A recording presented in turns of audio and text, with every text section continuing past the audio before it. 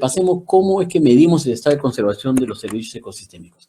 Aquí hay que considerar algunas cosas para que puedan tener en cuenta. Lo primero es que los servicios ecosistémicos son conceptos nuevos, como ustedes han visto, y por lo tanto sus métodos de evaluación, ¿ya? Sus métodos de evaluación están en pleno desarrollo.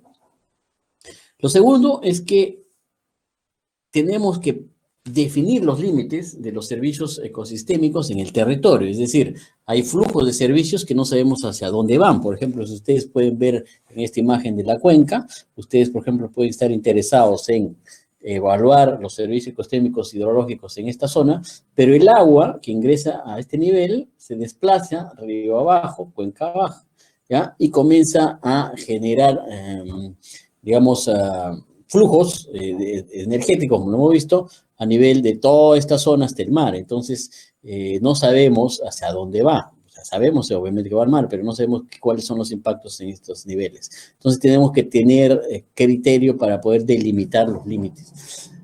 El otro criterio, consideración que hay que tener en cuenta son las escalas.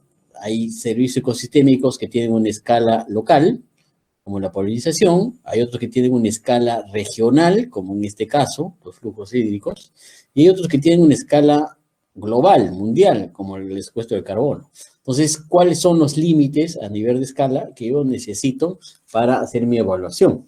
También hay que tener en cuenta. Y el tercer criterio o consideración son los objetivos. ¿Para qué hago mi evaluación? ¿Para qué voy a estar haciendo ese estudio? ¿Qué objetivos persigo? Persigo objetivos ambientales, persigo objetivos sociales, económicos. Entonces, con estas consideraciones, establezco los criterios para evaluar los servicios ecosistémicos de interés. Hay tres grupos, diría yo, formas de evaluar los servicios ecosistémicos. Lo primero es sencillo, a través de encuestas. Son encuestas para poder determinar, por ejemplo, el uso de los servicios, o sea, qué se está usando, sobre todo los servicios de aprovisionamiento, ¿ya? Plantas, animales que puedo usar, leña, madera, alimentos, etc. A través de encuestas. El segundo son mapeos participativos para poder determinar los servicios culturales, por ejemplo, y también recolectar información de conocimientos locales. Todo esto lo podemos hacer a través de encuestas. Ya tengo información de los servicios ecosistémicos. La segunda forma es a través de mediciones directas en el campo, y aquí yo puedo hacer mediciones, por ejemplo, de carbono, mediciones directas de carbono. Puedo hacer mediciones de la biodiversidad, y en este caso, pues, en cuanto a biodiversidad, voy a tener una diversidad de métodos para evaluar biodiversidad, riqueza de especies, índices de abundancia, índices de similitud, hay toda una cantidad de métodos para evaluar biodiversidad. Y luego también puedo medir parámetros de algunos servicios ecosistémicos que me van a ayudar para modelar. Entonces, puedo medir parámetros de humedad del suelo, por ejemplo, para el caso de suelo o recursos hídricos, sedimentos, infiltración del agua, caudales. Todo esto, esta información me va a ayudar para modelar. Entonces, este es el tercer grupo ya de formas de medir los servicios ecosistémicos. Aquí voy a encontrar modelos hidrológicos, modelos de polinización, modelos climáticos y otra serie de modelos que también se pueden generar para servicios ecosistémicos. Veamos, por ejemplo, brevemente la idea del cálculo de carbono. Ya tengo una idea de cómo funciona la captura y almacenamiento de carbono en la naturaleza. Voy al campo, hago un muestreo para determinar cuáles son los volúmenes ideales para poder hacer correlación, regresión de la información y poder medir el volumen ideal en un bosque. Hago con esa información yo puedo determinar la cantidad de árboles que voy a medir, ¿no? Definido, por ejemplo, en la fertilidad de los árboles, bueno, las especies, el sitio ecológico, el tratamiento silvícola, la variedad de especies, la elevación. Todos son criterios de estratificación que voy a tomar en cuenta, y también hago un análisis estadístico. ¿ya? Luego, tengo que, pensando en carbono, tengo que medir la cantidad de biomasa que hay en las ramas, en los troncos, mido la densidad de la madera y toda esta información, luego también la proceso, y al final lo que obtengo, cuando se trata ya de carbono, obtengo estas ecuaciones, son las ecuaciones alométricas. Entonces son ecuaciones que se derivan de los cálculos que he hecho anteriormente, y que después me va a dar información de la cantidad de carbono por hectárea.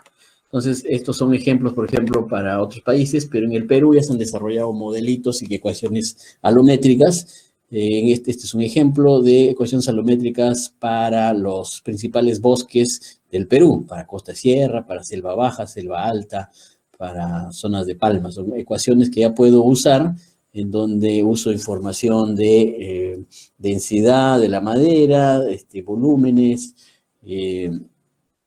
diámetro que he obtenido en el campo para poder medir carbono, y al final obtengo información de la cantidad de carbono por hectárea. ¿Sí? Entonces son modelos ya y metodologías que están en la web y que fácilmente ustedes lo pueden revisar ya con más calma.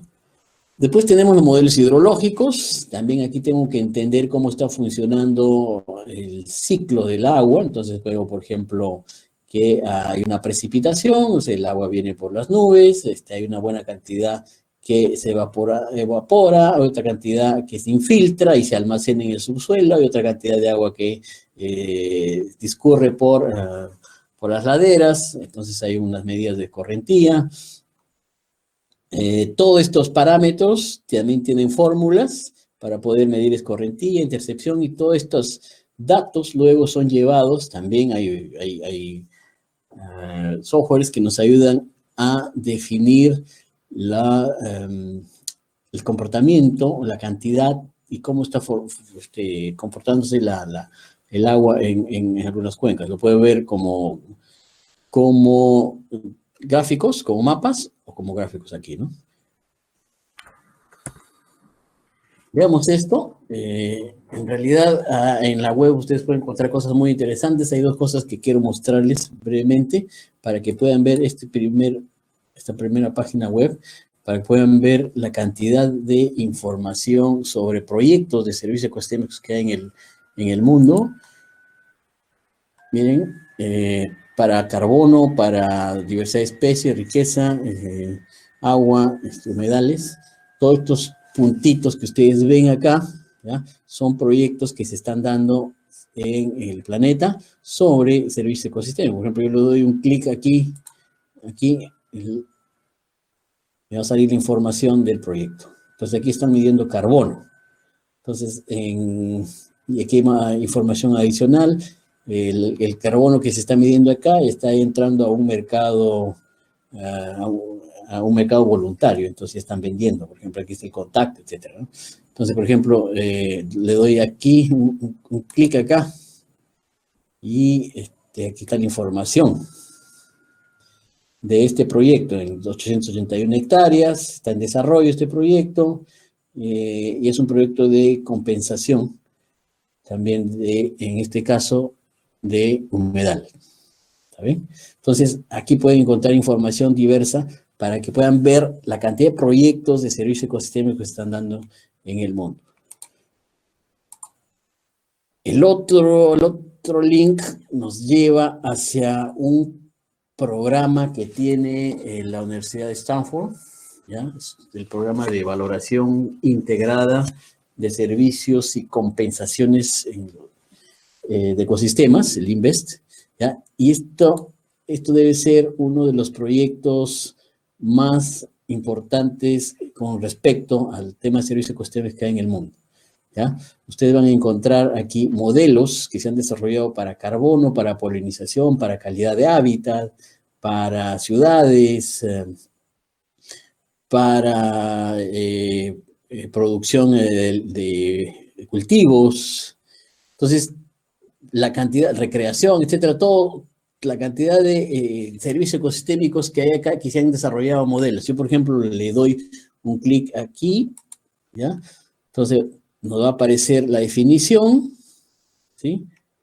Y nos van a aparecer las guías que esta universidad, a través de este proyecto, ha desarrollado para poder calcular, medir este servicio ecosistémico, en este caso la polinización, ¿no?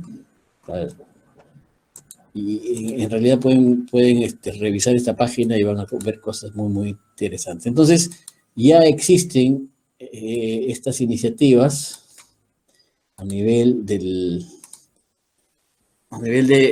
mundo para poder, por un lado, identificar dónde hay proyectos de servicios ecosistémicos y por otro lado, modelos que se pueden usar para medir los servicios ecosistémicos. El siguiente punto, métodos de valoración. Bien, ya conozco los servicios ecosistémicos, ya sé qué son, tengo métodos para poder medirlos, ahora quiero valorarlos, quiero ver cuánto valen, ¿ya? Porque si no le doy una medida de valoración, entonces no puedo salir a venderlo, ¿no? No puedo negociar, no puedo comercializar. ¿Qué métodos hay? Este es un flujograma que le he adaptado, que lo vamos a revisar rápidamente, que resume todos los métodos de valoración que hay para los servicios ecosistémicos, ¿está bien? Entonces, cuando hablo de servicios ecosistémicos, se supone que he hecho ya una medida, que ya sé cuánto tengo, ya he identificado el servicio, ya sé cuánto tengo. Entonces, hay dos rutas, medir su cantidad y medir su calidad, ¿ya? Cuando mido su cantidad, ¿ya? Tengo que identificar si ha habido cambios mensurables en su producción. Obviamente esto lo tengo que comparar con una línea base, ¿no? Entonces la línea base me dice de que ha habido cambios mensurables, o sea, ha habido cambios importantes, entonces voy hacia acá, ¿sí? Y aquí me hace una nueva pregunta, ¿se dispone de precios de mercado no distorsionados? O sea, ¿se dispone de precios reales de mercado? Si la pregunta es sí, entonces hago una valoración de enfoque de uso de cambio en productividad. Si la pregunta es no, hago una valoración de enfoque de uso de mercados sustitutos o aplicación de precios sombra, que son mercados ideales, o sea, son propuestas de valor ideal en el mercado, ¿no? Por eso se llaman precios sombra. Entonces, cuando tengo el criterio de mensurabilidad, o sea, cantidad. Cuando se trata de calidad, entonces puedo medir hábitat, puedo medir calidad de aire y agua, puedo medir efectos de salud, recreación. Y para cada uno de estos ecosistemas o servicios ecosistémicos, tengo también una serie de enfoques de valoración. Por ejemplo, veamos para el tema de hábitat, puedo tener un enfoque costo de oportunidad, un enfoque costo de reemplazo, un enfoque valor de tierra, un enfoque valor de contingencia. Para el caso de recreación, puedo tener un enfoque costo de viaje, valoración contingente, ¿sí? Entonces, esto está muy relacionado a la valoración económica de los impactos ambientales. Es más, cuando se hace valoración económica de impactos ambientales, se hacen los mismos enfoques, se usan los mismos enfoques, se valoriza de la misma forma. ¿Por qué? Porque estamos midiendo lo mismo, porque estamos midiendo los componentes de la naturaleza, o sea, servicios ecosistémicos. ¿Está bien? Entonces, cuando yo tengo ya identificado el enfoque, esto lo vamos a desarrollar con más calma en el curso a futuro, cada uno de estos enfoques, pero cuando yo tengo identificado el enfoque, hay tres métodos para comparar ya los costos y beneficios de todo esto, ¿no? Ya sea a través de una tasa interna de retorno, los TIR, una relación de beneficio-costo o un valor actual neto. ¿Estamos? Entonces, estos tres métodos nos van a decir si es que es beneficioso o es costoso ese servicio ecosistémico. Ya. Vean esto. Entonces, todo esto tiene una valoración monetaria. O sea, todo este esfuerzo al final de costo-beneficio, ¿no? Se va a reflejar en dinero. Pero aquí hay una crítica. O sea, no todos los servicios ecosistémicos se tienen que reflejar en dinero. Entonces, para eso existen otras propuestas de valoración. Entonces, todo lo que acabamos de ver corresponde a esta parte de aquí, la valoración crematística, ¿ya? Pero hay otros criterios de valoración. Por un lado está la valoración sociocultural, ¿está bien? En donde se hace una valoración grupal, deliberativa, y en donde se valora desde el punto de vista social. ¿Vamos? Hay una valoración física, tanto física como biológica, o biogeofísica, perdón. Y aquí los criterios de valoración son de energía, flujos de energía y materiales, ¿ya? Y por lo tanto, estos criterios de valoración no tienen nada que ver con dinero, ¿no? Por ejemplo, la huella ecológica o la huella hídrica se encontrarían acá, en este tipo de valoración. No se habla de ahí de dinero, simplemente se hablan de otros criterios referidos a energía, ¿no? Energía y materiales. Cuando yo quiero determinar, entonces, lo que vale realmente un servicio ecosistémico, hago un análisis multicriterio, es decir, lo valoro crematísticamente, temas de dinero, y lo valoro también desde el punto de vista sociocultural y desde el punto de vista físico. Eso se llama análisis multicriterial. ¿Sí? Bien, entonces, ya he evaluado a mi sistema, a mis servicios ecosistémicos, ya he determinado el enfoque de valoración que voy a hacer y lo he desarrollado, ya sé cuánto vale, entonces ahora me toca gestionarlo. Y aquí entonces hay varios enfoques de modelos de gestión de servicios ecosistémicos. Vamos, miren. En este cuadro se resumen los modelos de gestión de servicios ecosistémicos. ¿Estamos? Desde la conservación de los servicios ecosistémicos integrados, o sea, integrados con otros criterios sociales, económicos, hasta la conservación más directa, per se, la conservación como tal. O sea, lo conservo porque es necesario protegerlo, ¿ya? Y desde la presencia de incentivos económicos hasta incentivos económicos vitales, o sea, donde estos sí o sí tengo que invertir porque si no, mi modelo de gestión se puede destruir, o sea, alterar, ¿no? Aquí, incentivos no económicos. ¿Sí?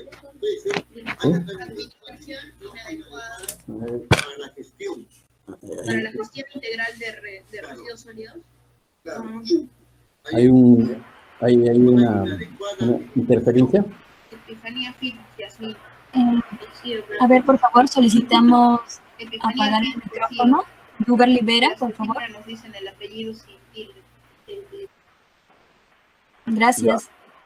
Entonces, decíamos acá que todos estos son modelos, mercado social, o sea, conservación integrada e incentivos no económicos, quiere decir que estos son como mercados de trueque, ¿no? Intercambio de cosas. O sea, yo conservo los servicios ecosistémicos, a cambio recibo algún beneficio, pues, de parte de, por ejemplo, de otra comunidad. O sea, no hay mejor dicho, no hay un intercambio monetario ahí, ¿no? Son como especie de trueques.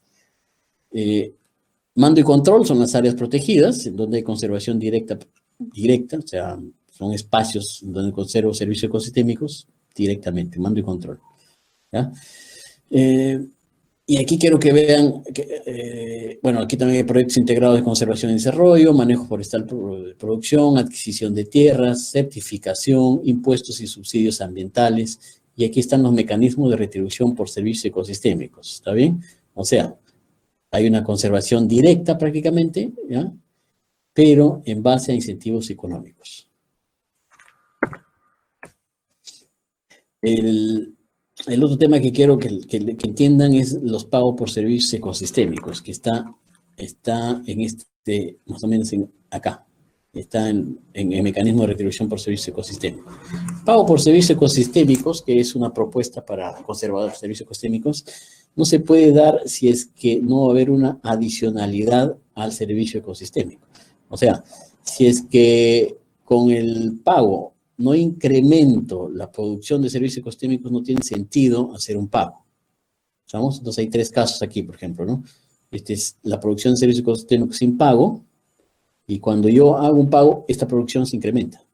En otros casos, los servicios ecosistémicos están decayendo porque no hay pago, pero cuando yo hago el pago por servicio ecosistémico, esta producción de servicio se incrementa, ¿no? Y lo mismo acá, cuando también los servicios ecosistémicos están aumentando, yo incremento la producción de servicios ecosistémicos con un pago. Solo cuando hay adicionalidad de servicios ecosistémicos puede ser un pago por servicio ecosistémico. Si no hay, no tiene ningún sentido. ¿Sí? En cuanto a las políticas públicas referidas a servicios ecosistémicos, hay 4 tipos de políticas públicas bueno, la teoría lo plantea así, una teoría planteada por Theodore Lowe, ¿ya? En donde podemos identificar qué tipo de políticas se está haciendo, ¿ya? Las políticas redistributivas están referidas a costos concentrados, o sea, le cuesta a un grupito pequeñito de gente, ¿ya? Y también le afecta a un grupo pequeñito de gente, o sea, los beneficios son concentrados. Entonces, políticas redistributivas, por ejemplo, los impuestos de carbono, o las multas ambientales, le afecta a un grupo de gente y también le beneficia a otro grupo de gente. ¿Está bien? Políticas distributivas, los costos son difusos, o sea, nos cuesta a todos, casi no se siente, pero los beneficios son concentrados, entonces lo gozan, lo disfrutan un grupo de gente. Ahí están los proyectos de inversión pública, por ejemplo. Políticas regulativas, costos concentrados y beneficios difusos, ¿ya? O sea, costos concentrados lo paga un grupo de gente, pero los beneficios son para todos. Aquí vienen las tarifas de agua, por ejemplo, de los mecanismos de retribución por servicio ecosistémico. Y las políticas institucionales, en realidad, son las que más se generan porque los costos son difusos, no le cuesta a casi nadie, y los beneficios son para todos, entonces son los que más abundan, ¿no? Las certificaciones, las ecoetiquetas. Lo más difícil cuando se hace gestión pública son las políticas redistributivas, porque aquí tienes que quitarle a alguien para darle a otro. Por eso es que estas políticas de impuestos, de multas, no se dan generalmente en el país, porque nadie quiere que le quiten para darle a otro, ¿no? Algunos casos de mecanismos de gestión que existen en la región. Cuando hablo en la región, hablo de Sudamérica. Tenemos el Programa Nacional de Conservación de Bosques, tenemos el caso de los mecanismos de retribución por servicios ecosistémicos, ¿ya? De las empresas de agua. En Bolivia y también en Ecuador hay unos casos interesantes de acuerdos recíprocos por el agua. En Ecuador está el Fondo del Agua y en Colombia está el esquema del Ban CO2. Brevemente, cuando hablamos del Programa Nacional de Conservación de Bosques, hay recursos de dinero que son transferidos directamente a los beneficiarios a través de proyectos para conservar bosques, o sea, todos estos servicios ecosistémicos, carbono, biodiversidad, regulación clima, etc. En los mecanismos de retribución de servicios ecosistémicos que están impulsando las empresas de agua en el Perú, hay recursos directamente recaudados de nosotros, de los contribuyentes, a través de la tarifa de agua, ¿ya? Se generan proyectos de inversión. Estos proyectos de inversión están orientados a recuperar ecosistemas hídricos. En los acuerdos recíprocos por el agua, en realidad la fuente de recursos viene del sector privado, son donaciones, y en este caso hay acuerdos directos con los beneficiarios para desarrollar actividades de conservación de servicios ecosistémicos. Hay una diversidad de servicios ahí que se están conservando, protegiendo. En el caso del Fondo de Agua del FONAC en Ecuador, hay una tarifa también de agua, pero también hay donaciones privadas de algunas empresas, y a través de un fideicomiso en un banco se usan los recursos para conservar ecosistemas hídricos. En el caso del esquema del Ban CO2 de Colombia, hay pagos individuales de personas jurídicas o naturales de todo el planeta que hacen depósitos bancarios hacia un conjunto de beneficiarios locales, gente que tiene sus fincas y está conservando. Ellos tienen incluso su cuenta en el banco, a donde estos señores le depositan directamente para que estos señores puedan conservar los bosques y puedan generar servicios ecosistémicos diversos. Entonces, estos son los modelos de gestión de servicios ecosistémicos que hay ahorita en Sudamérica. Y finalmente, para terminar, ¿cuáles son las lecciones que tenemos que tener en cuenta sobre los servicios ecosistémicos y el contexto actual de la pandemia del COVID-19? Ustedes pueden encontrar en el Google la diversidad de información que hay, en donde ya se muestra, ¿no?, con total claridad la relación que ha habido entre la deforestación, la pérdida de ecosistemas y la aparición de este virus, de esta infección. Entonces, van a encontrar una gran cantidad de información sobre la pérdida de la biodiversidad y el origen de esta pandemia. Entonces, no hay que darle muchas vueltas ahí al tema y saber de que en realidad lo que estamos pasando ahora se debe a que se ha alterado, ¿no?, el equilibrio, el dinamismo de estos ecosistemas, y lo mismo está pasando en nuestro país, ¿no? Entonces, son evidentes estas relaciones entre la degradación de los servicios ecosistémicos y la salud y el bienestar humano. Por lo tanto, lo que se necesita es evaluar esos sistemas, esos servicios ecosistémicos, cuantificarlos y ponerlos en valor pronto. Y esto implica tomar decisiones. No podemos seguir dando vueltas al tema, pasarnos mucho tiempo en la teoría y más bien actuar, ¿no? Es decir, probar y ver qué es lo que puede funcionar, ¿sí? Quiero compartirles también aquí este link de este documento. Este es un documento que se acaba de generar en abril nomás del 2020, ¿ya? Es el Dasgupta Review. Es así como el documento externo que les había mostrado al principio, es un informe sobre la economía y la biodiversidad. Fue liderado por un economista también de la Universidad de Cambridge, Partha Dasgupta, y lo pueden encontrar en este link de acá, ¿saben? Entonces ahí va a ver todo lo que hemos revisado, en parte también está en este documento reciente. Bien, entonces eso es todo lo que quería compartirles en la teoría. Tenemos todavía un poquito de tiempo para las preguntas, pero como les decía al principio,